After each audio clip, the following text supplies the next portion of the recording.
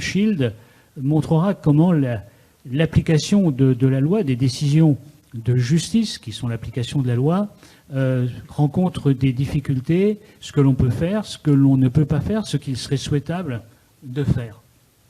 Enfin, nous terminerons avec, j'allais dire, des acteurs répressifs, qui sont Jean-Marc Lereste, le chef du service de surveillance du commerce électronique de la DGCCRF, et le colonel Alexandre Malo, qui est le sous-directeur de la police judiciaire de la gendarmerie.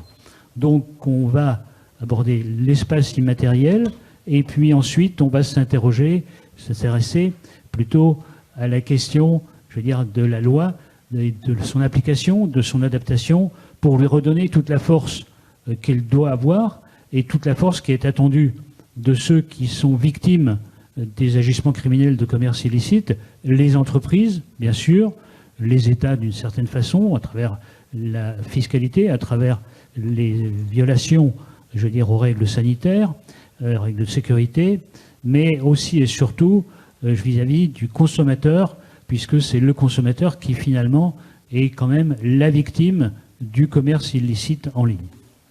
Voici donc le schéma auquel je vous invite à participer, et sans tarder, je vais donner la parole à Frédéric Delacroix.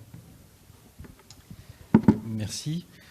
Bonjour, je m'appelle Frédéric Delacroix, je suis le délégué général de l'association de lutte contre la piraterie audiovisuelle. Juste un mot pour décrire ce que c'est. Il s'agit d'une association, loi 1901, qui a été créée en 1985 et qui regroupe les différents acteurs du cinéma et de l'audiovisuel, je distingue les deux, dans la lutte contre la contrefaçon, et nous sommes mandatés par ces acteurs pour lutter contre toute forme d'atteinte aux droits de propriété intellectuelle de nos membres.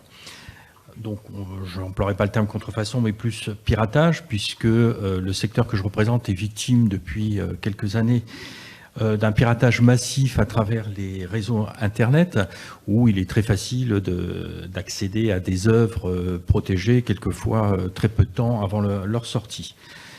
Juste pour vous, je vais vous donner quelques chiffres pour vous montrer un peu l'ampleur du phénomène. Une étude de l'ADOPI sur l'année 2019, qui a été publiée en 2020, a établi à environ 1,1 milliard d'euros le préjudice subi par les industries culturelles à cause du piratage sur Internet. En ce qui concerne notre secteur, je vous donne les derniers chiffres que je viens d'avoir de Médiamétrie, ce sont par mois 8,7 millions d'internautes qui se connectent au moins une fois dans le mois pour accéder à des contenus illicites sur des sites que nous surveillons. Alors ce chiffre est très important, mais il l'est moins qu'il y a un peu plus de 2 ans, puisque en 2018, nous avions mesuré que 15,4 millions on appelle ça des visiteurs uniques, donc d'internautes uniques, se connectaient au moins une fois sur des sites dédiés à la contrefaçon audiovisuelle. Donc on a quand même une baisse notable, baisse qui était beaucoup plus importante en 2020, mais le confinement, malheureusement, l'absence de décision judiciaire et le confinement a fait que le piratage est remonté et les gens se sont adonnés à cette activité. Cette baisse que je souligne, elle est due aux actions judiciaires qui ont été menées par les ayants droit que je représente et l'ALPA, en utilisant une disposition du Code de la propriété intellectuelle, puisqu'on est dans l'application de la loi, qui s'appelle l'article L336.2, qui est un texte qui permet à un ayant droit de demander au juge de faire cesser une atteinte à un droit de propriété intellectuelle. Donc ça veut dire que c'est assez large, mais ça nous a permis de demander au juge le blocage d'accès aux sites dédiés à la contrefaçon audiovisuelle et également le déréférencement des moteurs de recherche. Les premières décisions ont été très difficiles à obtenir. C'était un long combat judiciaire contre les acteurs de l'Internet qui pourtant c'était pas contre eux qui était dirigée la demande, mais disons que la jurisprudence s'est stabilisée en 2017 par une décision de la Cour de cassation en juillet 2017 et depuis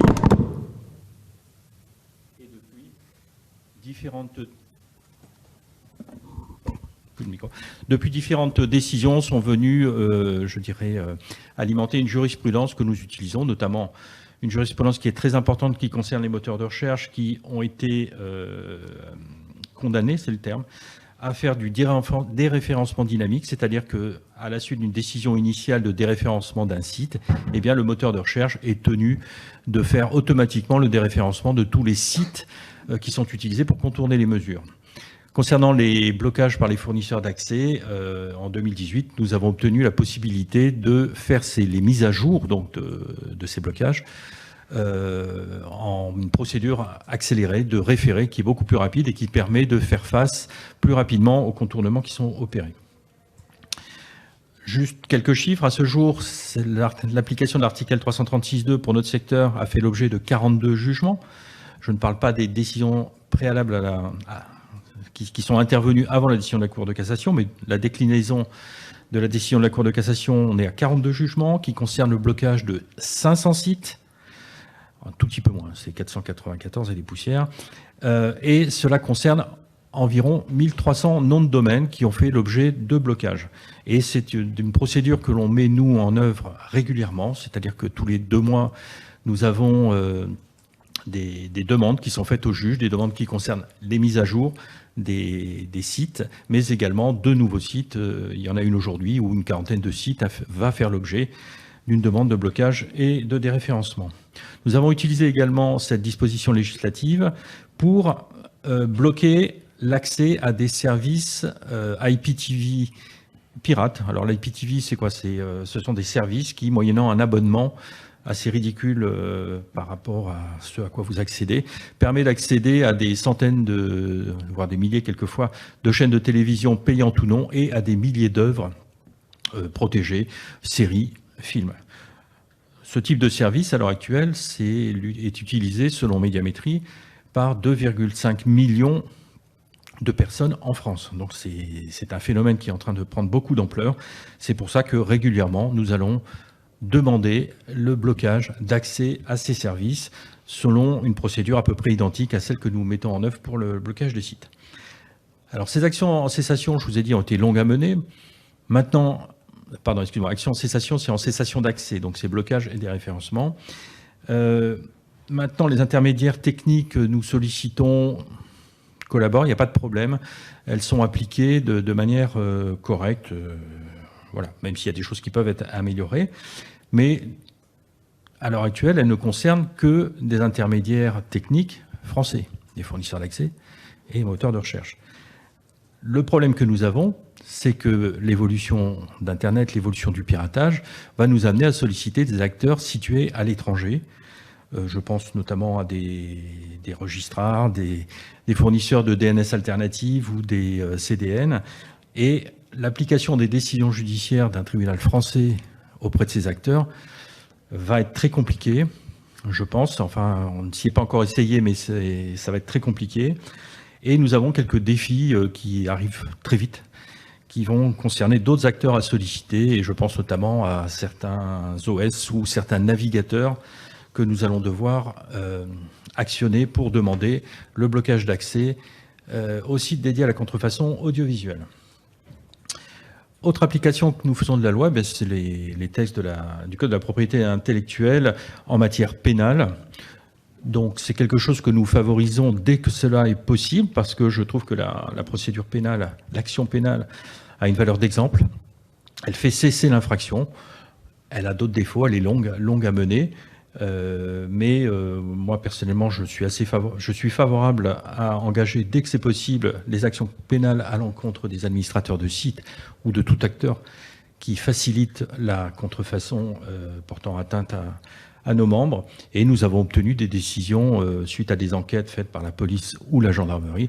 On a obtenu des décisions extrêmement importantes avec des condamnations de prison ferme et des dommages et intérêts se chiffrant en plusieurs dizaines de millions d'euros. Sur ces actions pénales, j'ai juste un petit bémol et je fais passer le message. C'est notre difficulté que nous avons, nous, à placer nos dossiers parce qu'il n'y a pas en France de services spécialisés dans la protection de la propriété intellectuelle, spécialement littéraire artistique, sur Internet, comme il en existe dans d'autres pays. À l'heure actuelle, les dossiers que nous menons avec les forces de l'ordre, bon, la prise en compte tient plus à l'intérêt porté par le service qui prend le dossier, que ce soit la police ou la gendarmerie, hein, à l'intérêt que porte un OPJ particulièrement à cette matière. Mais il est dommage que nous n'ayons pas un point d'entrée, un point d'attache, où nous pourrions solliciter systématiquement et qui pourrait redispatcher ou traiter en fonction de l'importance des affaires. Parce que je rappelle que les affaires que nous traitons, le préjudice est à chaque fois extrêmement important. Je parle de préjudice, je ne parle pas de manque à gagner, est extrêmement important et se chiffre souvent en dizaines de millions d'euros. Alors, je salue une initiative de l'Union des fabricants qui a dû être évoquée ce matin, à savoir que suite à une intervention auprès du ministère de l'Intérieur, un service de la direction centrale PJ a été nommé comme étant le point d'entrée pour la contrefaçon. Nous l'avons sollicité. J'espère qu'ils se doteront rapidement des moyens, humains et techniques pour traiter le type d'affaires auxquelles nous avons à faire face, à savoir de la contrefaçon sur Internet. Ce sont souvent des dossiers complexes, chronophages et qui nécessitent des moyens. Voilà ce que j'ai à dire sur l'application des dispositions législatives. Merci Frédéric, on aura l'occasion de revenir, parce qu'un certain nombre de questions que vous avez soulevées, je pense, vont se retrouver, on va attendre, mais je pense qu'elles pourraient bien se retrouver dans les autres interventions.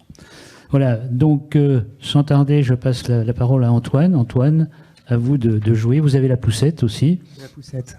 Merci Dominique. Je suis Antoine Vieux-Surcouf, je suis directeur général d'Avisa Partners. Nous sommes un cabinet français qui intervenons sur différents métiers. On travaille sur la cybersécurité, évidemment.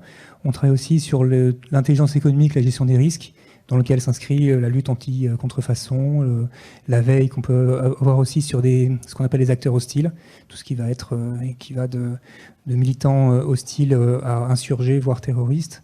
Nous intervenons aussi en affaires publiques et en communication stratégique, et enfin en relations internationales et affaires internationales. Nous sommes implantés à Paris, à Washington, à Londres et également à Bruxelles, également aussi à Genève. À titre personnel, ça fait plus de 15 ans que je travaille sur les questions de lutte anti-contrefaçon.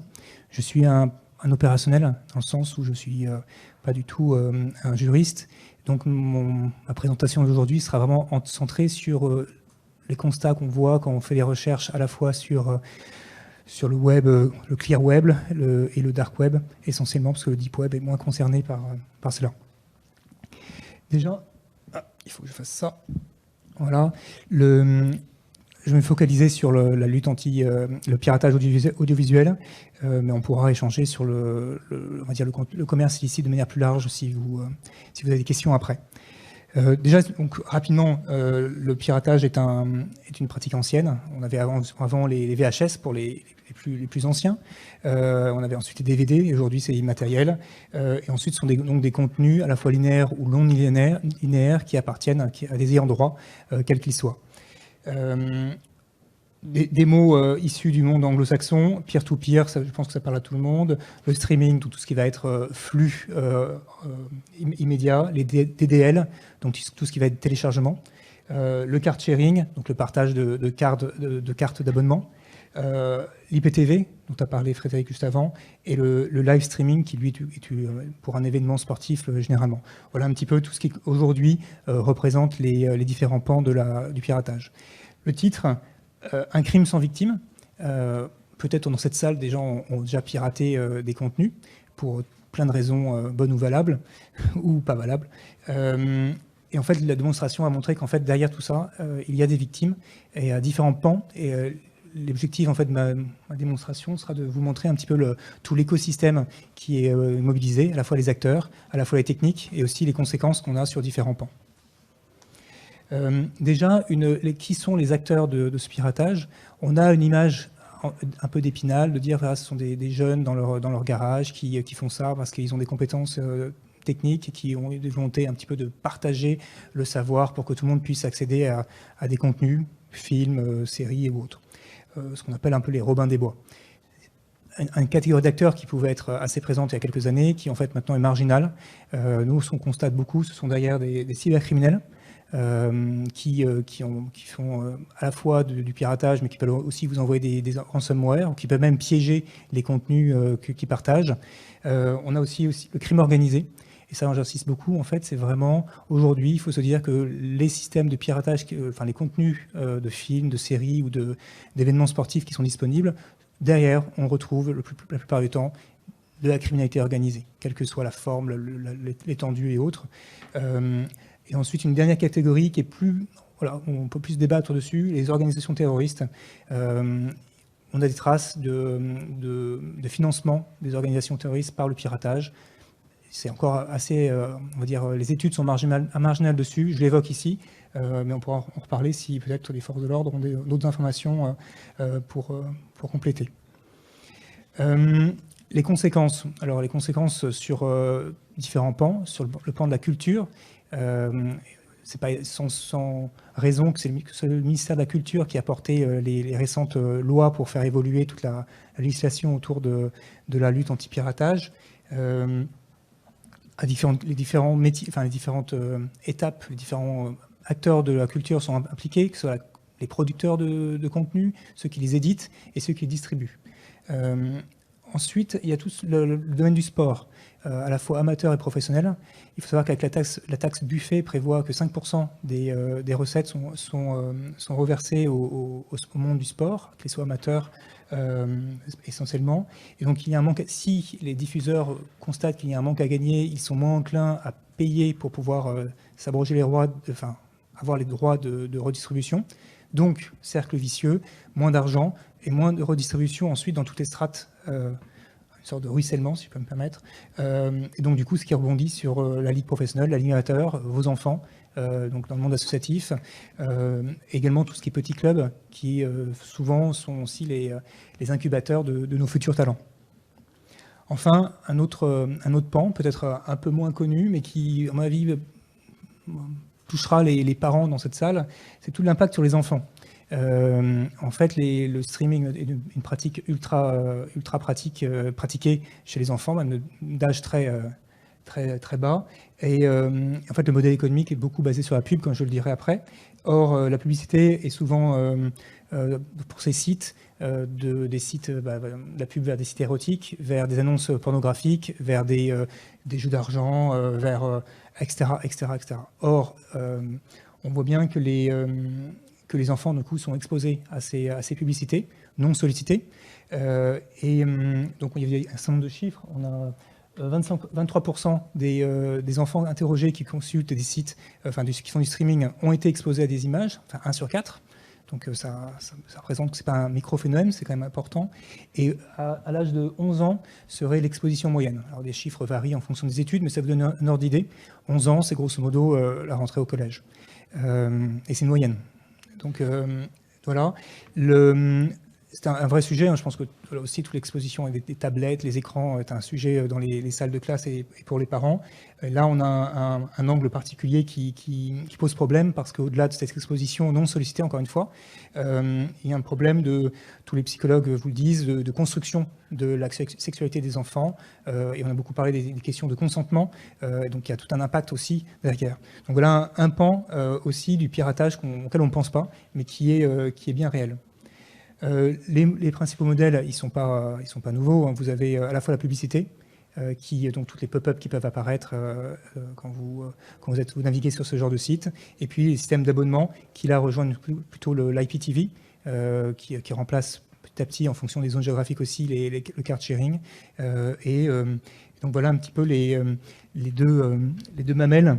Il faut savoir que du coup l'IPTV est vraiment maintenant comme l'indiquait Frédéric juste avant, le fait d'organisations qui sont structurées, professionnelles, qui ont beaucoup de matériel et qui proposent l'IPTV accessible sur votre téléphone. Donc vous pouvez avoir 2000 chaînes sur votre téléphone à des prix en effet battant toute concurrence quand vous devez cumuler vos différents abonnements. Et là, c'est plus quelques réflexions de pistes de sélection. Alors, ce sont quelques réflexions. Ce sont, bien sûr, avec toute l'humilité qui s'impose, parce que ce sont des sujets très complexes et on ne pourra pas y répondre aujourd'hui. Et j'ai voulu plutôt même simplifier les choses. Déjà, le cadre législatif est à réformer. Je pense qu'il y a plusieurs actions qui sont menées dessus. Il faut voir jusqu'où elles vont pour le réformer. Il y a des mesures en place qui sont en décalage avec les modes de consommation, avec la technologie qui évolue. Là aussi, je pense que toutes les forces de l'ordre ou les acteurs privés qui luttent contre ces phénomènes constatent qu'il y a un décalage, on va dire même temporel et autres.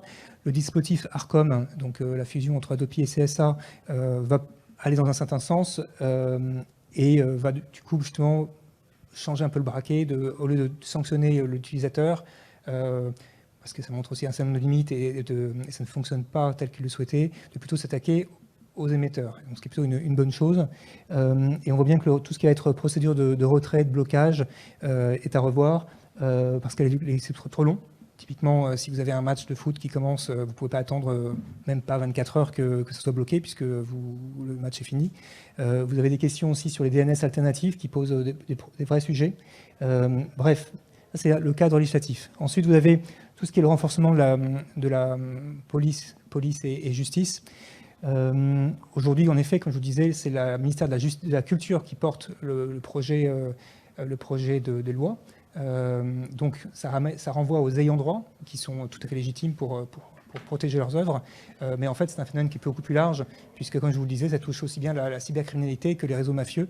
Et donc, du coup, d'autres ministères devraient être plus en effet impliqués et collaborer. La collaboration est appelée. Un des projets qui a été mis et que nous, en tout cas à titre d'entreprise, on soutient, c'est la création d'un parquet national numérique, comme il existe pour le terrorisme ou pour la finance. En effet, la cyber est assez compliquée et les juges qui instruisent les dossiers ne sont pas toujours au fait de toutes les évolutions technologiques, puisque ça avance très vite. Donc ce serait un sujet. Le fait d'avoir des référents cyber au niveau d'un cadre magistrature dans les tribunaux pour pouvoir justement accompagner cette mise, on va dire, cette ambiance cyber. Tout ce qui est renforcement des capacités d'investigation. Alors, il y a des renforcements humains, techniques et financiers, évidemment, mais une des voies serait de la création d'une brigade anticriminalité unifiée, la BACU, qui reprendrait les différentes unités qui existent, soit qui puiserait dedans, tous les systèmes sont imaginables, mais qui permettrait justement d'avoir cette collaboration, cette vision transverse, qui ferait fi justement de tout le cloisonnement administratif qui pourrait exister et qui permettrait d'être efficace face à des criminels qui, eux, n'ont pas de cloisonnement. Et enfin, tout ce qui peut être coopération internationale, c'est un peu un vœu pieux et qui est un peu évident, mais qui est indispensable parce que certaines législations, où on en parlait un petit peu avant cette séance, où les législations ne répondent pas malgré les demandes des forces de l'ordre françaises. J'ai été bref. Si ça vous intéresse, on a publié il y a quelques temps, quelques mois, c'était au mois de juin, donc c'est encore assez frais, un livre blanc sur la question qui creuse les différents points que je vous ai évoqués. Et je serais ravi d'échanger avec vous à la fin de cette table ronde. Merci beaucoup. Merci beaucoup, Antoine. Donc, on va faire une étape un peu intermédiaire, parce que vous avez évoqué la question du référencement. Frédéric, là, on a aussi parlé, vous avez parlé des relations avec des intermédiaires, on aura l'occasion d'y revenir. Mais je pense que Lucilos, qui nous écoute de loin, va peut-être pouvoir, si la technique veut bien, nous lui donner la parole et donc parler de la protection, enfin l'action, mais je vous laisse en parler plus en détail que moi-même, l'action que vous menez autour des noms de domaine dans l'application de la loi. Voilà, Lucie, vous avez la parole.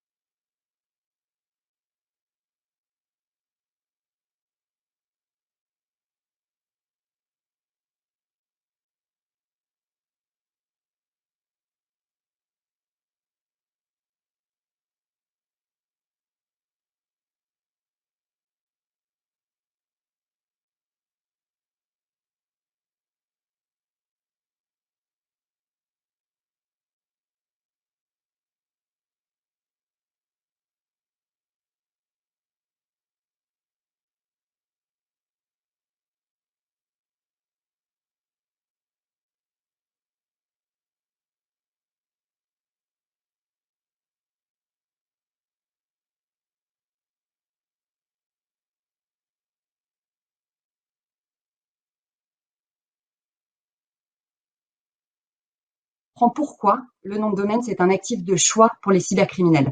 C'est une porte d'entrée directe dans le cyberespace, c'est la possibilité de nombreuses fraudes ou de tentatives de fraude en tout cas, tant au niveau des entreprises que des administrations, évidemment des consommateurs. Alors, les services de remédiation, comme le nôtre, sont des services qui sont composés d'experts qui, tous les jours, sont confrontés à ce besoin d'application des recours possibles, quand il y en a, qui ont pour but de faire cesser au plus vite ces attaques qui atteignent, in fine, le consommateur. Alors, on recense différentes attaques, bien sûr. Aujourd'hui, je vous propose peut-être de nous attarder plus précisément sur certaines d'entre elles, directement liées au nom de domaine, et de voir quel constat, nous, on peut faire sur ce qui fonctionne bien et ce qui fonctionne un peu moins bien, et ce sur quoi on pourrait progresser au niveau international, et je vais rejoindre mes confrères sur ce point-là. Alors, commençons par quelque chose qui fonctionne, le phishing. Donc, il y a bien sûr des méthodes en amont pour monitorer et détecter le plus tôt possible des noms de domaine qui pourraient être utilisés pour créer des phishing. Mais bien sûr, un phishing, il est constaté et avéré une fois que la marque ou le consommateur final le voit. Donc, pour rappel, un phishing, il peut émaner de deux sources. Dans 90% des cas, il s'agit d'un hébergeur via la location d'un serveur. Et puis, un peu plus rarement, beaucoup plus rarement même, le phishing, ça va être créé en exploitant les failles de sécurité des sites qui ne sont pas mis à jour, souvent des WordPress, pour pénétrer le serveur et l'utiliser pour envoyer des mails à l'insu du propriétaire du site, évidemment. Alors, quels sont les recours? Nous, ce qu'on va faire, c'est qu'on va d'abord envoyer une notification à l'hébergeur qui demande une désactivation du nom de domaine. Dans la majorité des cas, on obtient une réponse sous 24-48 heures, ce qui est assez bref. En général, les hébergeurs vont désactiver la zone, aussi le MX n'est-il plus utilisable, et là, le phishing s'arrête. Pour ce faire, la preuve du phishing, elle doit être apportée à l'hébergeur. Certains vont demander la source, d'autres non, mais globalement, ça fonctionne bien. Alors, donc la grande question, pourquoi ça marche? Parce que ça fait partie des obligations de l'hébergeur, à compter du moment où il reçoit une notification, de faire cesser un phishing. Un hébergeur n'est pas censé héberger du phishing. Alors, par qui cette obligation, qui régit cette obligation? En France, c'est la LCEN, la loi pour la confiance en l'économie numérique. C'est cette loi qui oblige les hébergeurs à retirer un hébergement de phishing. Petite précision, contrairement aux éditeurs, les hébergeurs bénéficient d'un régime de responsabilité dit allégé, de sorte qu'ils sont soumis à l'obligation de retirer promptement des contenus illicites dès lors qu'ils en ont connaissance. On a des équivalents dans les autres pays, avec la DMCA par exemple aux États-Unis. Donc le premier cas du phishing, ce qu'on constate, c'est qu'on a une sorte de consensus, je ne sais pas si le terme est le mieux choisi, mais en tout cas au niveau international, les hébergeurs à peu près partout où ils se trouvent retirent le phishing quand on les notifie que ce phishing est détecté. Et là, on va pouvoir comparer avec un autre type d'attaque ou de cybercriminalité qui devient bien plus complexe au moment de procéder à une suspension ou demander une suppression. C'est tout ce qui va être site frauduleux. Je prends l'exemple d'un site qui reprend les codes couleurs d'une entreprise, sa thématique d'affichage, pourquoi pas, qui utilise abusivement son logo. Parfois, on aura un nom de domaine litigieux associé, qui reprend la marque au contenant ou à l'identique, parfois pas du tout. Ces faux sites, ils sont créés pourquoi? Dans un but de détournement au niveau de la prise de contact, pour récupérer des données, mail, téléphone, auprès des consommateurs, pour en faire une utilisation ultérieure, probablement, très probablement, dans le cadre d'une tentative de fraude. Dans ces cas-là, c'est le contenu du site, cette fois-ci, qui porte atteinte à la marque, et donc au consommateur final. Le recours, c'est la demande de suspension, et c'est là que l'application de la loi elle est un peu plus complexe. Je prends un autre exemple, qui serait relatif au retail, aux vêtements, avec un site qui serait sous un nom de domaine qui ne reprend pas de marque notoire, on va dire topshopping.com. Sur ce site, imaginez qu'on retrouve des produits de marque notoire, probablement contrefaits, à des prix très largement inférieurs que ceux proposés par la marque. On va peut-être même retrouver la reproduction de modèles ou l'utilisation de photos, même du logo. Alors la solution évidente, tant pour la marque que pour le consommateur, qui pourrait être lésé d'ailleurs en achetant de la contrefaçon sans le savoir, c'est une demande de suspension de contenu faite encore une fois à l'hébergeur. Et c'est là que ça fonctionne mal. Alors pourquoi? Parce qu'un hébergeur, quand il suspend un contenu, il engage sa responsabilité. Donc pour ça, il faut qu'il ait l'assurance que la demande est absolument légitime. Certains vont aller demander une décision de justice avant d'intervenir. Contrairement au phishing pour lequel on a la preuve tangible et immédiate que c'est une fraude, la preuve absolue d'utilisation de mauvaise foi d'un contenu, elle est plus pernicieuse sur un site internet qui contrefait du contenu. Dans le cas d'un contenu avec une forte remise, les hébergeurs vont pouvoir argumenter que les infos sur le site ne permettent pas d'affirmer avec certitude que c'est une contrefaçon. Et c'est vrai, ces informations-là, même bon, ça paraît relativement clair, ne permet pas de mettre sa main au feu que oui, c'est de la contrefaçon. Il faudrait, pour avoir une preuve tangible, commander l'article, faire constater aux douanes que c'est un faux et suivre tout ce chemin-là pour apporter la demande très légitime et absolue d'une suspension. Alors, à côté de ça, en parallèle, on va pouvoir faire du déréférencement sur Google. Ça, bien sûr, c'est possible. Mais ça ne supprime pas le contenu. Il n'est juste plus visible depuis les moteurs de recherche. Encore une fois, on va se demander pourquoi le déréférencement fonctionne et pas la suspension. Tout simplement parce que la requête, elle n'est pas sur le produit en soi, mais cette fois-ci sur la reproduction d'une image qui, elle, est soumise à un droit d'auteur. Un déréférencement, ça intervient sous 24-48 heures, donc ça fonctionne bien, mais ça ne supprime pas le contenu. La dernière solution qu'on aura, ça va être intervenir sur le nom de domaine. Il y a une plainte UDRP, par exemple.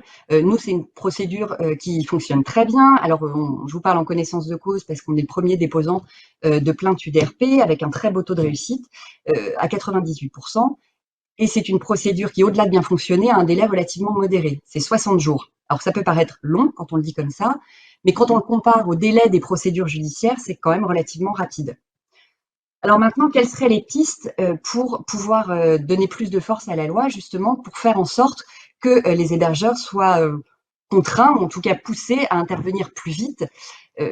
Peut-être que seule une obligation des hébergeurs à détecter la nature du client qui contracte leur service pourrait permettre d'intervenir de façon plus efficiente. À la réception d'une demande de suspension, on pourrait peut-être imaginer un système qui ferait que les hébergeurs devraient demander une contre-réponse. Faute de retour de leurs clients, on considérait la mauvaise foi et on procéderait à la suspension. Alors c'est là qu'à nouveau la question de l'extraterritorialité se pose et je rejoins les autres intervenants. Cette obligation, elle pourrait peut-être être appliquée en Europe. Alors bien sûr, avec les moyens humains supplémentaires que ça engagerait, je rejoins encore une fois Frédéric à ce niveau-là. Si demain, les hébergeurs devaient demander des contre-réponses, alors c'est qu'un exemple, à des clients pour s'assurer que le site est légitime, ça demande plus de monde chez eux, donc des moyens humains et financiers, bien sûr. Et quand bien même cette obligation serait actée, est-ce qu'elle serait appliquée aux USA, est-ce qu'elle serait appliquée en Asie? C'est les limites imposées par l'extraterritorialité du web qui est prégnante dans ce type de cas. Et alors prenons un dernier point qui là aussi est compliqué à résoudre, c'est l'usurpation d'identité sur les réseaux sociaux. Au niveau des réseaux sociaux, cette fois-ci, c'est l'absence de transparence dans le système d'analyse du support, tous réseaux sociaux confondus, qui est problématique. Quand on fait des demandes de suspension de contenu ou de suppression de profil usurpé, on constate que les réponses sont relativement aléatoires. Devant un refus de suppression, on ne peut pas, à date, obtenir de justification claire et motivée. Alors, je prends l'exemple de Facebook qui estime et explique assez légitimement par ailleurs que la justification des réponses n'est pas apportée parce qu'elles ne veulent pas, les cybersquatteurs pourraient en bénéficier et utiliser ces connaissances pour contourner d'autant plus les règles de ce réseau social qu'est Facebook. On peut aussi émettre une distinction ici, c'est que les demandes de suppression de profils frauduleux, elles fonctionnent très bien sur les personnes morales, donc sur les sociétés. Là où c'est nettement difficile, c'est pour les usurpations de personnes physiques. Et là, je pense à une attaque qui est très fréquente, de plus en plus fréquente d'ailleurs, c'est tout ce qui est fraude au président. Donc la création d'un faux profil d'un cadre dirigeant d'une société. Et pour les personnes physiques, on en revient à ce même principe de responsabilité. Un réseau social, aujourd'hui, ne prend pas la responsabilité de supprimer la page d'une personne qui aurait potentiellement des droits sur le contenu. Les réseaux sociaux, ils vont aussi renvoyer systématiquement à leur politique d'utilisation, qui évidemment comporte des zones peu claires, laissant ainsi beaucoup de liberté et de marge sur ce que l'on peut faire ou ne pas faire sur les réseaux. La question qui se pose, in fine, c'est la question de la vérification de l'identité. D'un point de vue général, le problème du cybersquatting, et là on parle tant de profils sur les réseaux que de nom de domaine, il peut être considéré comme directement résultant de l'absence d'identification des titulaires, tant au niveau des noms de domaine que des profils. Alors peut-être une piste, à minima pour les personnes physiques, serait éventuellement d'avoir l'enregistrement d'une pièce d'identité requis pour l'ouverture d'un compte. Alors à l'instar de certaines plateformes de réservation d'hébergement qu'on connaît tous, qui imposent de fournir une preuve de son identité. Ça pourrait être requis pour l'enregistrement d'un nom de domaine. Mais là encore, la question de l'extraterritorialité, elle se pose. Et je rejoins Antoine sur la nécessité d'une coopération internationale non seulement pour créer des règles qui soient applicables à tous et qui soient imposables et qui fonctionnent. Et c'est là qu'on en revient à un dernier point, et ce sera mon dernier chapitre, c'est ces règles qui ont deux côtés. Là, je parle évidemment de l'application du RGPD. Au niveau des noms de domaine, les cybersquatteurs profitent du RGPD. L'application de cette loi, elle anonymise les cybersquatteurs. Aujourd'hui, quand on détecte un cybersquatting, nous n'avons plus l'identité du titulaire. Donc, il faut d'abord passer par une levée d'anonymat, constater que les données sont fausses. Dans l'action complète, entreprise pour faire suspendre un nom de domaine, on rajoute un délai. Sur un .com, au-delà des délais du dépôt de plainte, on a beaucoup plus de difficultés à consolider les plaintes et à faire des plaintes groupées, puisqu'on n'a plus l'identité des déposants. Donc, si le RGPD protège les données des consommateurs d'un côté, il limite aussi la réactivité dans l'application des procédures qui visent à suspendre un contenu litigieux, en protégeant aussi l'identité des fraudeurs. Voilà ce que je peux à peu près vous apporter aujourd'hui sur comment chercher des pistes pour renforcer la loi au niveau de tout ce qui est attaque relative au nom de domaine. Merci Lucie pour cet apport très riche à distance, mais qui n'a pas affaibli votre message. Je pense qu'on aura l'occasion de revenir sur des points, puisque vous avez vous-même mis en parallèle ou en relation avec les points soulevés par les précédents intervenants. On aura l'occasion de revenir sur tous ces points communs à tous de façon horizontale. Maintenant, je vais donc laisser la parole à Jean-Marc Lerest, qui est au cœur de la problématique, puisqu'il est le responsable du centre de surveillance du commerce électronique. Et bien sûr, la surveillance du commerce électronique, c'est pas uniquement le commerce électronique tout à fait vertueux. Il y a aussi au sein du commerce électronique celui qui nous intéresse, le commerce illicite. Et Jean-Marc qui est confronté en première ligne. Jean-Marc, à vous la parole. Oui, donc je vais vous parler de la vente de produits de grande consommation sur les plateformes en ligne.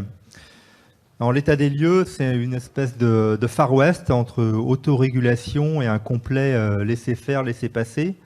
Et ça revient in fine à un système deux poids, deux mesures au détriment des opérateurs brick and mortar, se baser dans l'UE, et ça revient à exposer les consommateurs à des problèmes de loyauté, mais aussi de sécurité. Alors, les constats effectués par exemple par le BUC, qui ont été publiés en février 2020, montrent que sur une campagne de testing, sur 250 produits achetés sur Amazon, eBay, AliExpress et Wish, 66% d'entre eux se sont avérés dangereux. Ils exposent les utilisateurs à des risques de choc électrique, d'incendie ou de suffocation. Pareil, le 17 juin 2020, il y a un communiqué de presse de Toys Industries of Europe. 200 jouets sans marque ont été achetés sur 4 places de marché en Europe.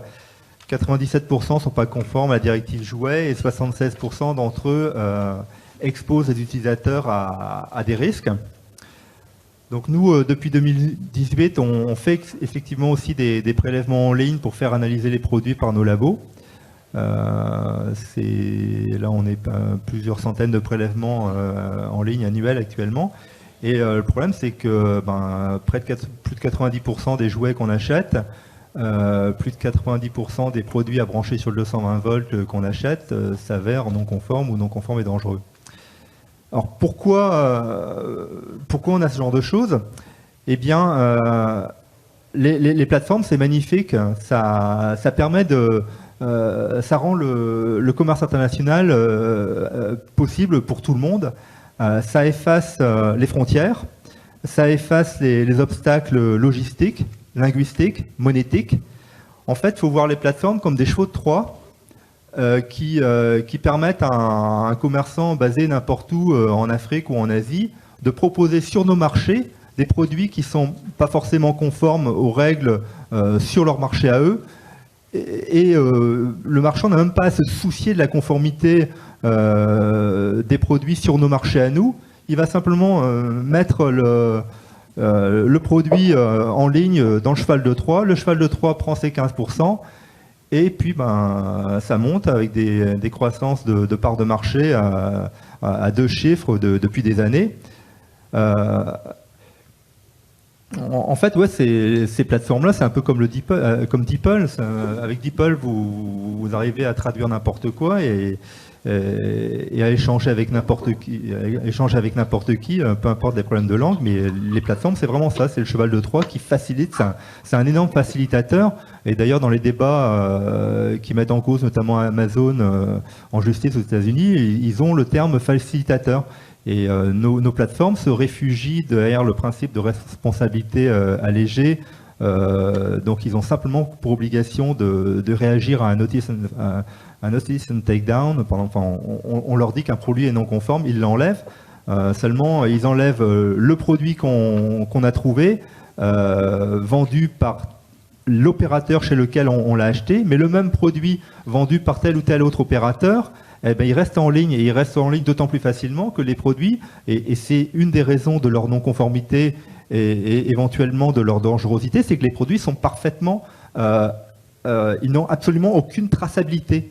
On ne sait pas qui les a fabriqués, on ne connaît pas le numéro de lot, on ne connaît pas le numéro de référence de l'article, on n'a aucun moyen de tracer. Et comme actuellement, il n'y a encore aucune obligation pour ces plateformes, contrairement au Leclerc du coin, au Carrefour du coin, de vendre des produits référencés correctement et donc tracés. Et puis, contrairement au Carrefour ou au Leclerc du coin, il n'y a aucune... le Carrefour ou le Leclerc qui vend un produit non conforme et dangereux, il engage sa responsabilité au pénal. Et c'est absolument pas le cas de la plateforme. Et oui, et les plateformes, donc en fait, elles ont mené une politique du fait accompli en profitant du décalage qui a pu conduire au mieux à une clémence réglementaire, au pire à de vraies zones de non-droit, entre des textes qui ont été rapidement dépassés et puis l'exploitation qu'on n'imaginait pas, l'exploitation de nouvelles opportunités offertes par le numérique. Pour rappel, les textes qui encadrent le e-commerce actuellement, c'est la directive e-commerce de 2000 et la LCEN de 2004. Autant dire, ce sont des textes préhistoriques. Et en fait, à l'époque, je crois que le e-commerce, c'était 0,7 milliards d'euros en 2000. Et actuellement, on est, selon les chiffres de la FEVAD, à 112 milliards. Donc on est en train de réguler actuellement le e-commerce avec des textes qui datent d'une période vraiment antédiluvienne actuellement. Donc les adaptations récentes qu'on a mis en place, nous, à la DGCCRF, bon, on fait des opérations de constat et d'achat sous identité d'emprunt. On monte en puissance en matière de volume de prélèvement sur les marketplaces. Donc l'achat sous identité d'emprunt, les constats sous identité d'emprunt, donc ça devient des modes d'action courantes, au moins pour le service national des enquêtes dans lequel je travaille. On est en train d'essayer de mettre en place des systèmes d'avertissement en ligne et de restriction d'accès au site. Ce sont des outils assez prometteurs dont on vient juste d'être doté, mais leur mise en œuvre pratique est relativement complexe. On a d'ailleurs des rendez-vous programmés ce mois-ci avec Google et Apple pour mettre ça en place.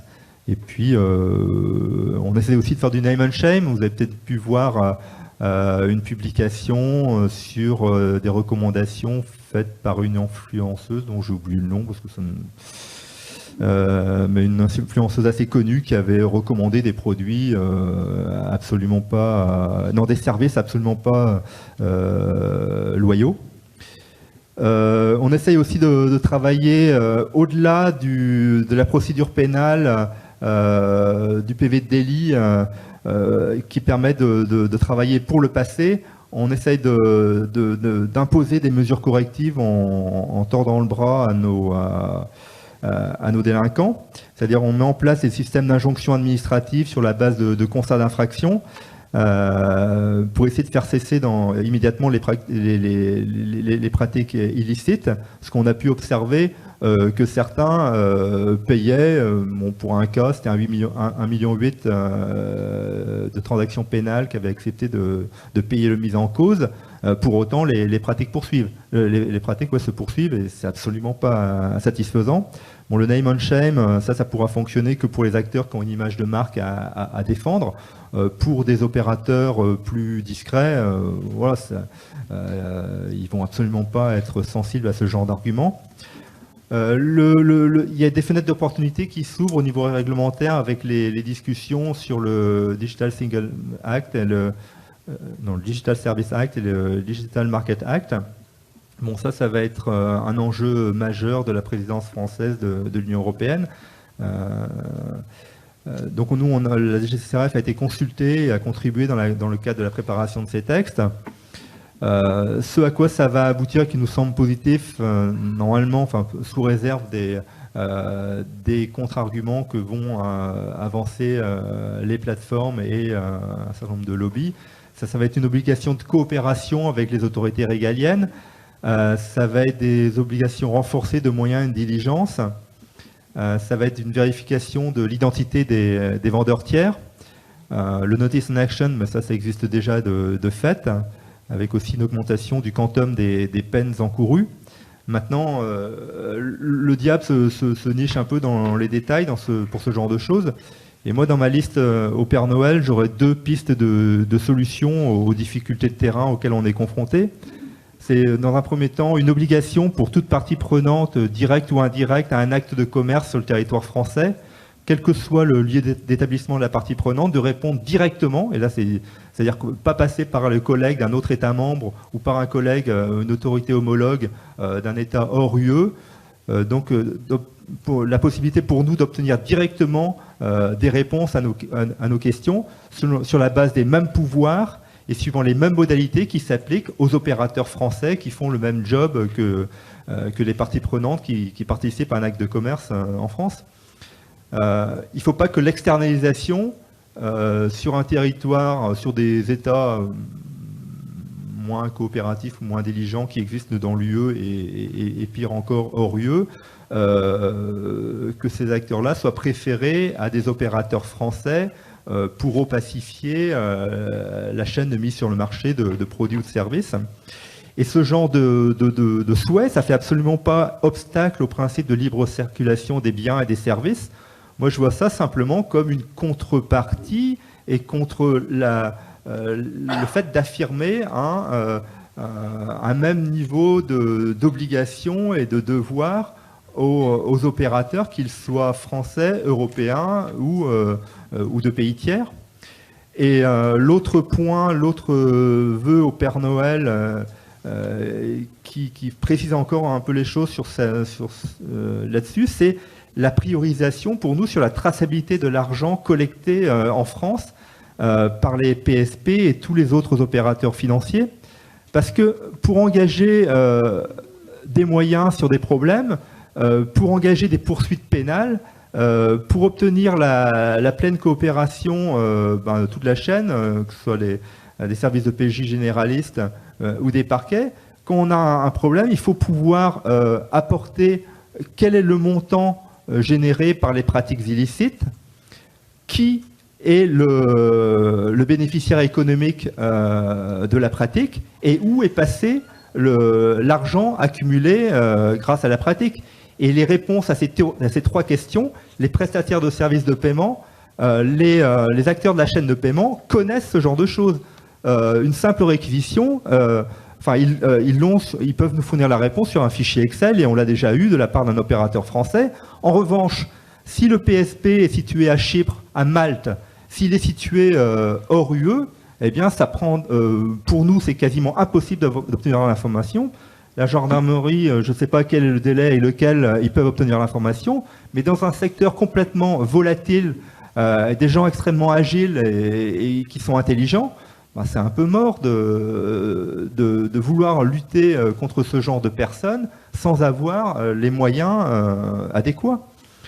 Donc là, pour conclure, au moment où on a des transactions qui sont faites de façon instantanée, qui s'affranchissent des frontières, l'économie digitale doit raisonnablement plus constituer pour les seules forces de l'ordre un territoire opaque sur lequel chaque juridiction constitue autant d'obstacles dont le franchissement prend des mois.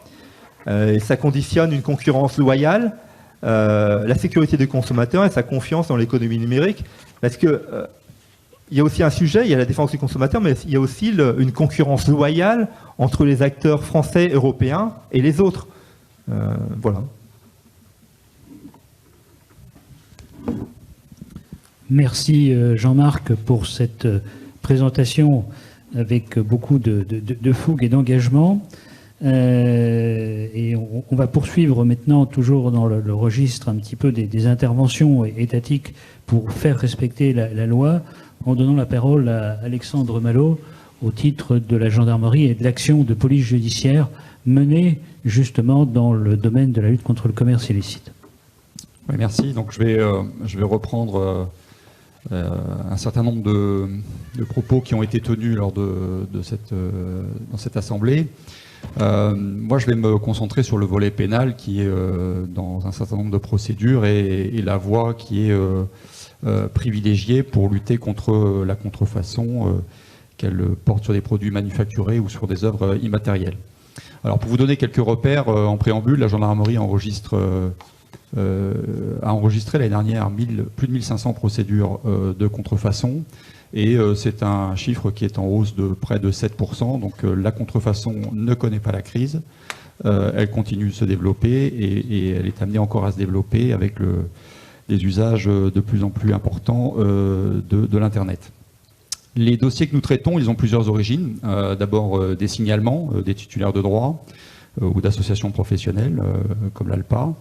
Des saisies incidentes qu'on opère dans le cadre d'enquêtes judiciaires. On va procéder par exemple à un démantèlement d'un trafic de stupéfiants et lors des perquisitions, on va tomber sur des contrefaçons et donc on va ouvrir une nouvelle enquête pour identifier l'origine de ces produits.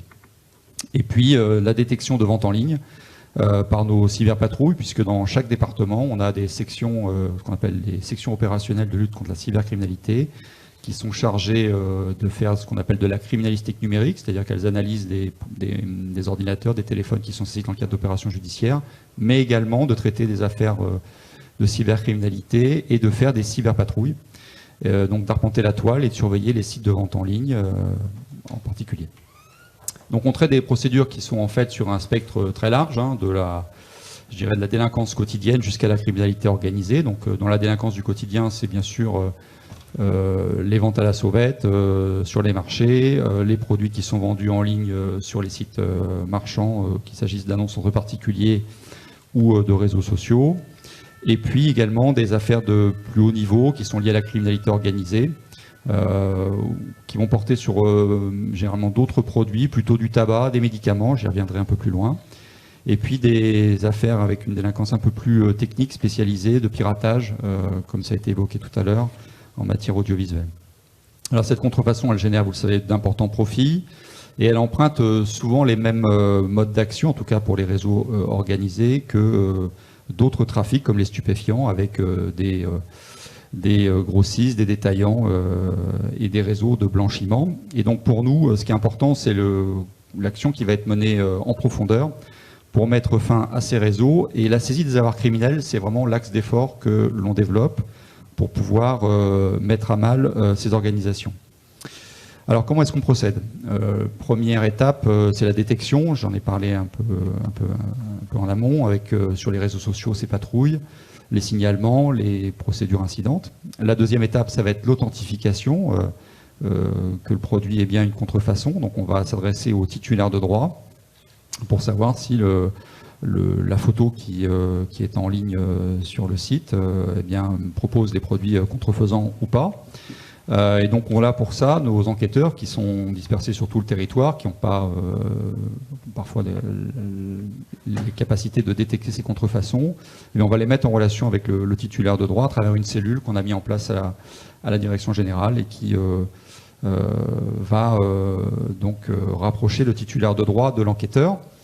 Et de la même manière, le titulaire de droit pourra nous transmettre les informations qu'il a pu recueillir de son côté de sorte que en fait, eh bien, on peut avoir aussi dans certains cas des rapports qui sont établis avec des marchandises qui ont été achetées et un rapport qui nous dit que le produit en question est une contrefaçon.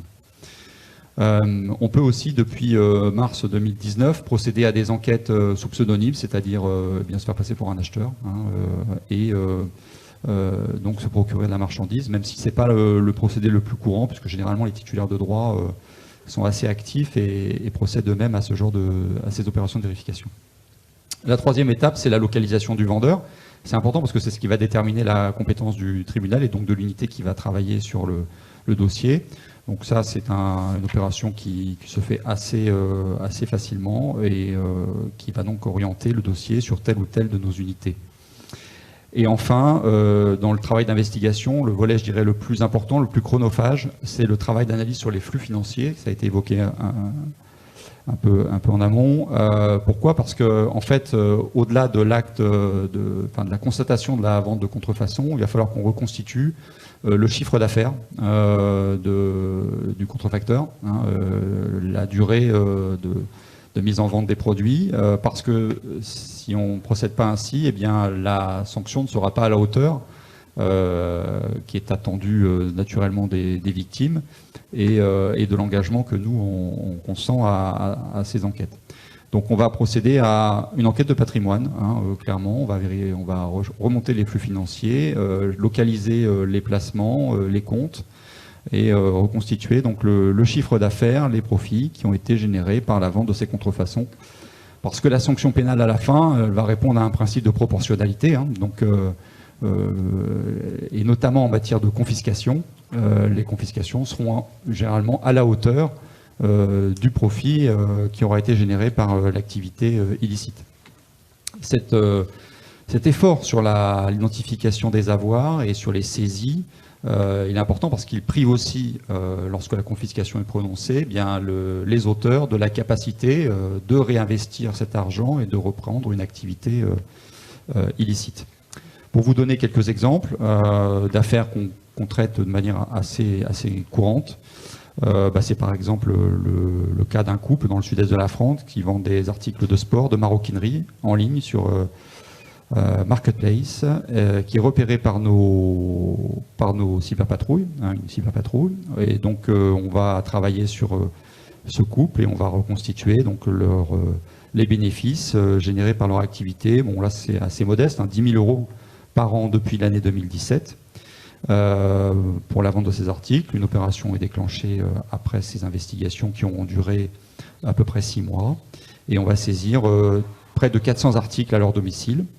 Et on va saisir également 2 véhicules, 12 000 € sur des comptes bancaires et près de 3 000 € en liquide, pour une valeur totale de 44 000 €. Donc vous voyez que la valeur des saisies, elle vient aussi correspondre au cumul d'une activité de plusieurs années. Autre affaire, une affaire de piratage sur des chaînes payantes qui avait été traitée sur un signalement de l'ALPA qui générait près de 50 000 € de profit chaque année depuis 2017, affaire sur laquelle on a saisi près de 300 000 € de biens immobiliers et d'avoirs sur des comptes bancaires.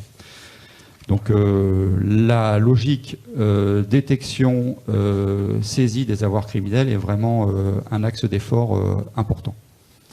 Alors quels sont les facteurs de succès dans les enquêtes de lutte contre la contrefaçon ? D'abord, le premier élément pour nous, c'est bien sûr l'engagement des titulaires de droit, y compris lorsqu'on est sur des quantités qui sont assez modestes.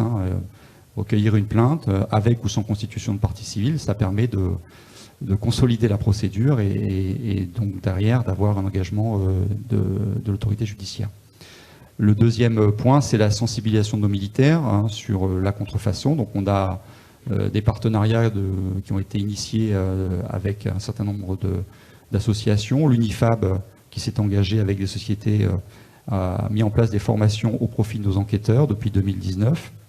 Enfin, depuis plusieurs années, pardon. En 2019, ce sont 60 stagiaires qui ont été formés. En 2020, également près de 80. Et là, depuis le début de l'année, on est déjà à 125 qui ont été formés et sensibilisés à la contrefaçon. Troisième facteur qui me paraît important, c'est l'amélioration de nos outils. Deux exemples. Le premier qui n'a pas de lien direct avec la contrefaçon, mais qui nous aide aujourd'hui beaucoup, c'est on a travaillé sur une application qui, avec la Fédération bancaire française, qui nous permet de récupérer les relevés de compte en 24 heures. Alors qu'avant, il fallait faire des réquisitions et on recevait des relevés papier qu'il fallait exploiter. Ça pouvait prendre d'abord plusieurs semaines pour recevoir ces relevés et après, il fallait les retraiter. Aujourd'hui, on a 3 banques qui se sont engagées dans ce projet et d'autres qui vont le rejoindre. Et on reçoit les relevés bancaires sous format numérique, directement exploitables en 24 heures. Donc ça, c'est une avancée significative dans le traitement des dossiers, je dirais, avec une portée économique de façon générale. Autre exemple d'adaptation des outils, on a mis en expérimentation une application sur les téléphones professionnels de nos militaires qui s'appelle Jean de Luxe, qui est une application qui permet sur le terrain de prendre en photo un produit qui semble contrefaisant et de l'envoyer directement au titulaire de droit pour savoir si c'est effectivement une contrefaçon et donc de mettre en relation directe le gendarme sur le terrain avec le titulaire de droit pour engager la procédure. Donc c'est une application qui est en expérimentation dans les Yvelines et qui a vocation à être développée et déployée plus loin sur le territoire. Alors quelles sont les difficultés que l'on rencontre? Elles ont été soulignées, elles sont principalement liées à la coopération internationale et naturellement, je dirais encore plus, hors de l'Union européenne. Vous l'avez dit, il y a la directive e-commerce de 2000 qui commence à dater, mais il y a aussi maintenant la perspective d'un Digital Service Act qui va nous permettre probablement d'améliorer la coopération entre les États et d'introduire des obligations de vigilance, des modalités de contrôle, un cadre plus harmonisé pour les sanctions et la coopération entre les États. Donc on compte sur ce cadre, cet acte cadre pour pouvoir améliorer la coopération.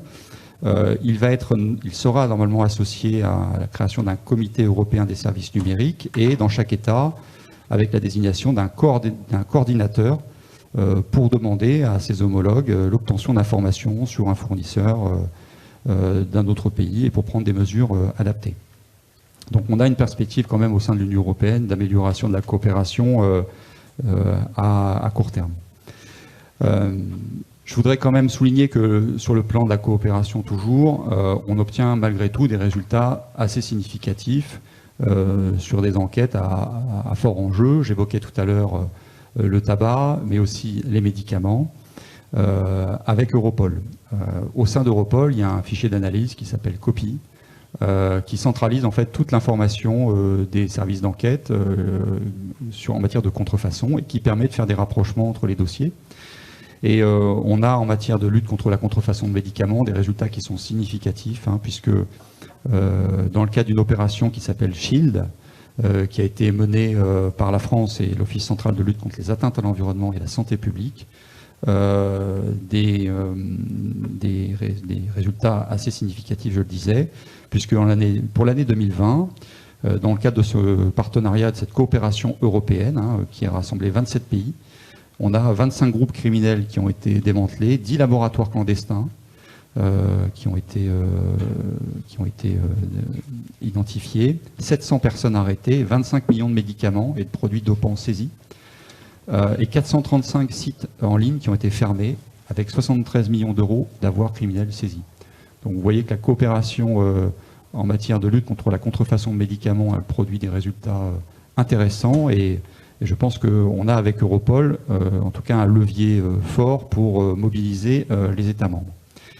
Je terminerai en indiquant que toujours sur ce volet coopération internationale, les États membres se sont accordés pour faire de la contrefaçon une priorité stratégique pour le cycle 2022-2025, avec donc cette priorité stratégique qui s'appelle Impact, avec ce qu'on appelle des actions opérationnelles en matière de contrefaçon, qui ciblent notamment les médicaments, le dopage, les produits liés à la crise Covid, on pense aux vaccins, mais aussi aux masques qu'on utilise. Dans les actions opérationnelles, on a aussi les contrefaçons alimentaires, les contrefaçons liées au luxe ou aux pièces, ou encore aux pièces automobiles. Donc, je dirais qu'au sein de l'Union européenne, la mobilisation, la prise de conscience est là. la mobilisation des États membres, elle est déjà effective et elle va encore se renforcer dans les années qui viennent à travers cette priorité impact et la mobilisation, je disais, des pays membres autour de la contrefaçon. Merci, mon colonel, pour cette présentation très riche et très variée. Merci aussi d'avoir, je vais dire, souligné la question du financement, la question des avoirs criminels, qui est une piste de sanction, je veux dire, qui peut être plus efficace et avoir plus d'impact qu'une condamnation à prison avec sursis ou une citation ou quelque chose comme ça. Alors, on arrive un peu au terme de la table ronde. Je veux dire, ce qui a été dit est très riche. Moi, je retiens, si vous voulez mieux, très brièvement, quelques axes horizontaux sur lesquels on pourrait parler longuement, mais je veux dire, au titre d'un exercice de synthèse, je reviendrai, je voudrais simplement les mentionner, et puis garder à l'esprit, parmi ces axes ou ces lignes horizontales, une que je voudrais renvoyer sous forme de questions aux cinq participants. Alors, bien sûr, les points qui viennent, je veux dire, de façon horizontale, il y a la question de la coopération internationale, il y a la question du financement qui a été évoquée, la question de la complexité de la loi, de sa lourdeur dans la mise en œuvre, parfois avec des résultats garantis, mais avec un investissement fort, des coûts. Et puis, je veux dire, en dernier point, c'est la question des intermédiaires. Alors, en parlant de la question des intermédiaires, j'aurais tendance à faire un parallèle entre le commerce illicite et une action qui a été menée par la communauté internationale au cours des dernières décennies. Donc, vous voyez, on s'inscrit dans la durée. Je ne peux pas m'empêcher, quand on dit la responsabilité limitée, la souveraineté, l'extraterritorialité, etc., de faire un parallèle avec la question du financement qui rencontrait la souveraineté fiscale, qui rencontrait l'obstacle du secret bancaire.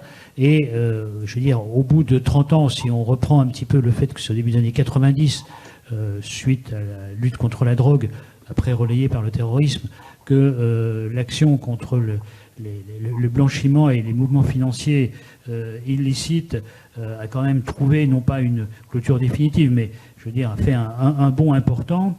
Est-ce que on n'est pas maintenant, je veux dire, à la veille d'un bond important en matière de lutte contre le commerce illicite, mais à travers la protection donnée par ces intermédiaires qui sont les places de marché, que sont les hébergeurs, que sont par les services de référencement, par les gens qui interviennent à un titre divers. Alors, est-ce que c'est un vœu pieux dans les interventions? Est-ce que c'est une évolution de fond qui va prendre du temps? Est-ce qu'on est à la base d'un saut législatif, d'une rupture législative, en particulier avec le DSA? C'est la question que l'on peut se poser et que je pose à chacun des intervenants en reprenant un peu l'ordre des interventions.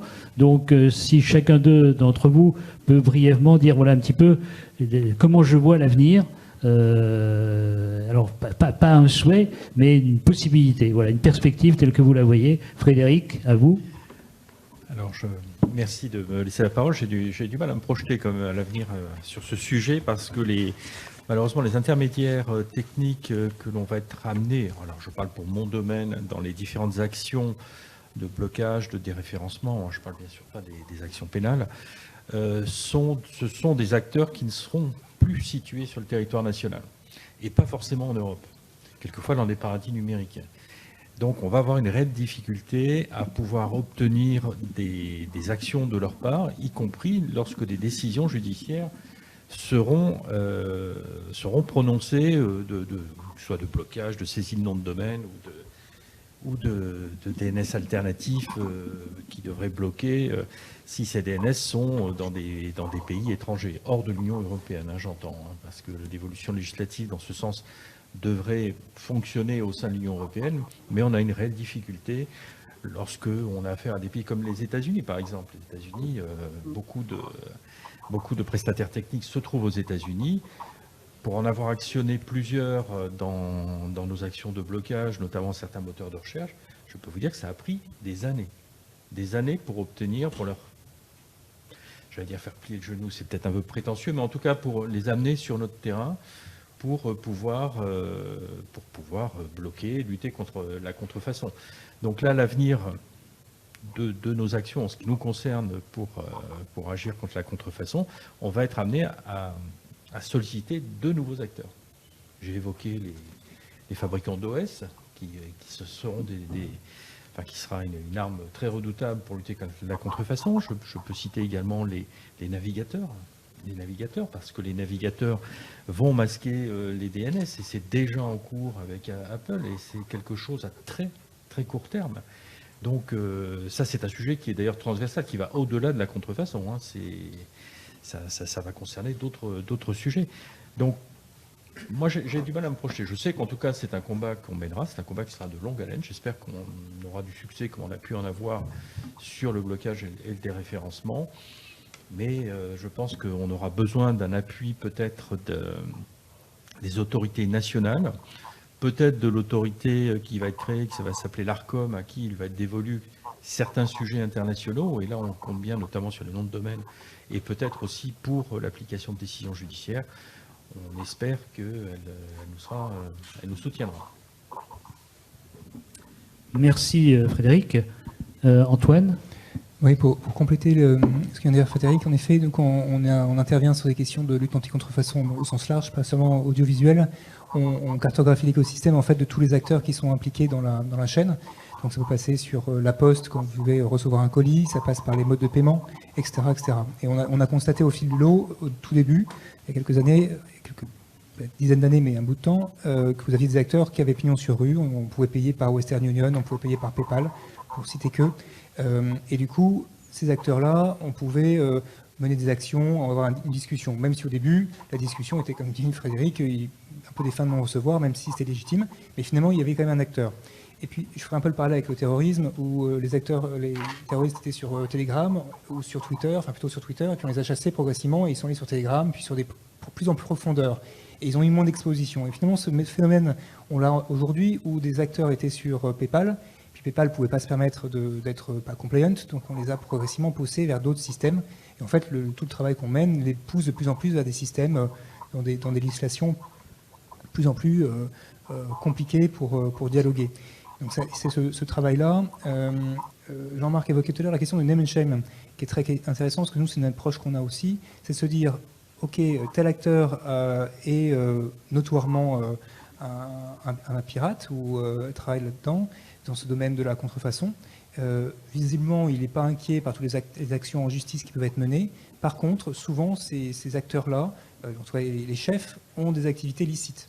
Et là, si vous commencez à exposer leurs activités illicites sur la place publique, donc dans des carrefours d'audience qui sont intéressantes, donc peut-être dans leur pays ou dans des endroits où en tout cas ils ont des intérêts financiers, là ça devient intéressant comme levier de pression parce que vous avez tout ce qui est la compliance, la due diligence, de faire en sorte que quand vous devez un investisseur doit faire un deal, il doit vérifier si son partenaire est honorable. Et du coup, il n'y a rien de pire que d'être cité dans un article en disant voilà, qu'il y a des accusations qui portent sur lui, sur des questions de contrefaçon, de piratage, etc. Donc il y a une voie qui existe pour pouvoir aussi, qui est différente, qui n'est pas juridique, qui est une autre manière aussi parfois de peut-être débloquer des situations.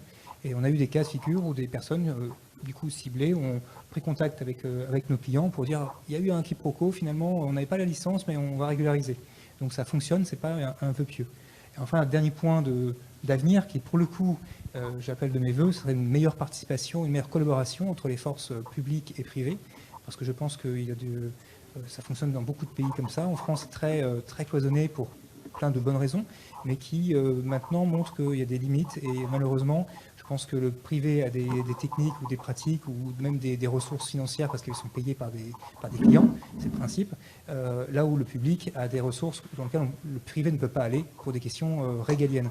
Et donc vraiment, je ne connais pas quel serait le mode opératoire pour avoir été déjà auditionné il y a quelques années avec pas mal d'acteurs comme le CLAEPS, comme Interpol, Europol, le ministère de la Justice, etc. Les douanes, eh bien, ça n'a pas abouti pour des questions justement de droit, est-ce qu'un acteur privé pourrait faire des choses qui sont proches du régalien. Je suis sûr qu'il y a des moyens de faire en sorte que les acteurs privés soient encadrés, qu'ils fassent les choses de manière propre et qu'on puisse justement mieux partager nos savoir-faire, nos bases, dans un respect évidemment de la loi à définir. Mais voilà, je pense que c'est une voie qui permettrait justement d'être plus efficace contre un ennemi commun qui serait ces acteurs illicites. Merci Antoine. Est-ce que Lucie est toujours avec nous? Donc, Oui. Lucie, si vous avez la possibilité de donner votre avis. Oui, je vais être brève, je reprends les points de Frédéric et Antoine. Je suis d'accord, tout à fait d'accord sur le fait qu'il y a de nouveaux acteurs qui vont devoir rentrer dans la partie à un moment. La question, elle va même être, est-ce qu'il n'y a pas, comme il y a pour les noms de domaine l'ICANN aujourd'hui, est-ce qu'il n'y a pas une autorité qui va devoir réguler tout ça? Comment ça pourrait se mettre en place au titre de la collaboration interpays, également entre le privé et le public, comme le disait Antoine. C'est flou à date, mais je pense qu'il y aurait une nécessité en tout cas de trouver une solution pour réguler et que les règles soient à peu près les mêmes pour tous et surtout pour qu'elles puissent être appliquées rapidement, efficacement. Le deuxième point que je vois dans un avenir pour le coup assez proche, c'est que le maillon central de tout cela, ça reste le consommateur, ça reste l'internaute. Toutes les sociétés qui touchent de près ou de loin à la cybersécurité, elles ont un devoir aujourd'hui, elles le font toutes, de prévention et d'éducation du consommateur. La collaboration globale, elle va aussi passer par la collaboration, entre guillemets, des internautes avec les règles de sécurité alimentaire qui permettent aussi de se prémunir, de détecter des fraudes, d'en avertir les marques et les autorités. Et tout cela, ça passe par l'éducation qui est faite aux internautes, de dire voilà, il existe des procédures, il existe des moyens d'informer que telle et telle attaque ou fraude ont été détectées, et que ça va forcément participer à terme à la création de quelque chose de plus général qui permettra de lutter contre la contrefaçon et puis contre les fraudes en règle générale. Merci Lucie. Donc on va poursuivre dans le fil des intervenants. Jean-Marc? Ouais, moi, ce que je note, c'est un paradoxe entre les problèmes d'opacité, défaut de transparence auxquels on est confronté dans le numérique, alors même que le numérique, c'est par essence, c'est la traçabilité. Bon, après, il y a vraiment des sujets de liberté individuelle et de gouvernance qui se posent là. Mais moi, je suis peut-être naïf, mais je pense qu'à terme, quand même, il y a un principe de réalité qui devrait finir par s'imposer en raison de l'impact des parts de marché et puis de l'effet du numérique sur les sociétés. Oui, moi je rejoins le constat effectivement d'intermédiaires qui sont de plus en plus, d'abord la multiplication et le développement des intermédiaires et de plus en plus poussés vers des solutions qui favorisent l'anonymat. Et je pense que là on arrive maintenant à un stade où de toute façon la question elle est très largement supranationale. Et moi, je suis plutôt optimiste avec la mobilisation de l'Union européenne sur ces questions. Le marché européen est un marché très attractif et donc elle est en position, à mon sens, d'imposer aussi un certain nombre de règles. Quand on regarde un peu en arrière, il y a peut-être une décennie, la contrefaçon, c'était pas un sujet qui mobilisait beaucoup les pays au sein de l'Union européenne. Aujourd'hui, c'est plus le cas. Donc, moi, j'ai tendance à regarder le film plutôt que la photo et voir qu'on a quand même bien progressé. Et j'ai bon espoir, en tout cas, avec les outils juridiques qui sont annoncés et la volonté politique qui est affichée, qu'on arrive à lutter plus efficacement, en tout cas au moins au sein de l'Union européenne, contre la contrefaçon. Merci. Donc les intervenants, première interpellation, sont livrés et ont un message rassurant, mais peut-être que la salle des interrogations auxquelles nous n'avons pas répondu. Donc la parole est dans la salle pour, je veux dire, donner le dernier mot à la salle. S'il y a des questions, je sais bien qu'il est tard. Je ne vois pas une main.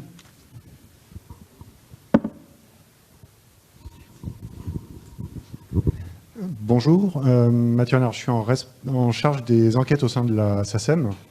J'ai une question pour rebondir sur une remarque de Frédéric Delacroix de l'ALPA sur la centralisation au niveau des services de police-gendarmerie, en tout cas d'un premier traitement ou d'un point de contact pour les dossiers ayant trait à la contrefaçon de biens immatériels en ligne.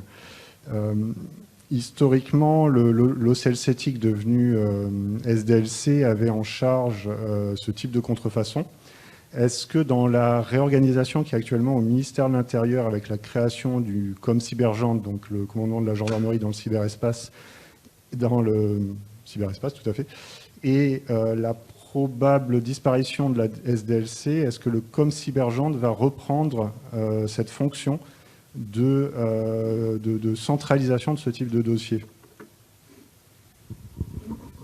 C'est une bonne question, j'allais dire un peu institutionnelle en quelque sorte. Je suis désolé, je profite de la présence du colonel Malo qui a peut-être des éléments, et sachant que c'est des choses qui s'organisent actuellement et qui sont impactants en termes opérationnels. Alors, moi, si vous êtes habilité, mon collègue. Oui, je ne vais pas m'avancer sur les décisions qui sont prises. Néanmoins, il y a effectivement la création d'un commandement pour le cyberespace, création toute récente, qui a vocation à fédérer les actions en matière de lutte contre la cybercriminalité au sein du ministère de l'Intérieur. C'est le prolongement, je dirais, de recommandations du livre blanc sur la sécurité intérieure qui préconisait la création d'un service à compétence nationale. Et donc, on verra quelles seront les décisions qui seront prises et les réorganisations qui se feront au sein du ministère. Mais toujours est-il que la question de la cybercriminalité va être au cœur des préoccupations dans les mois qui viennent en termes de réorganisation et donnera probablement lieu effectivement à la mise en place d'un chef de file sur ces questions. Voilà. Oui, simplement j'ajouterais une touche personnelle en disant qu'il y a deux façons de voir, une façon un peu française, latine, d'avoir une unité spécialisée. Il y a eu beaucoup d'attentes exprimées ici sur un point unique, sur un parquet national, sur des choses comme ça. C'est une tendance parce qu'on a une culture juridique, une culture du droit en France. D'autres pays fonctionnent différemment avec des notions de task force, de fonctionnement en réseau, avec des entités qui ont des pouvoirs, et on recherche la complémentarité plutôt que l'unicité.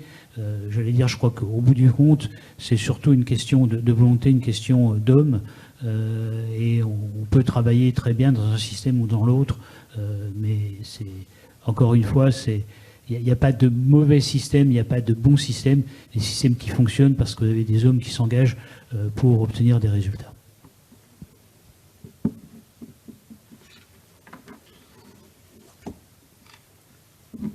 Écoutez, s'il n'y a pas d'autres questions, je vous remercie de votre attention. Je remercie aussi les intervenants. Merci à Lucie, si on pouvait encore voir Lucie une dernière fois pour lui dire au revoir.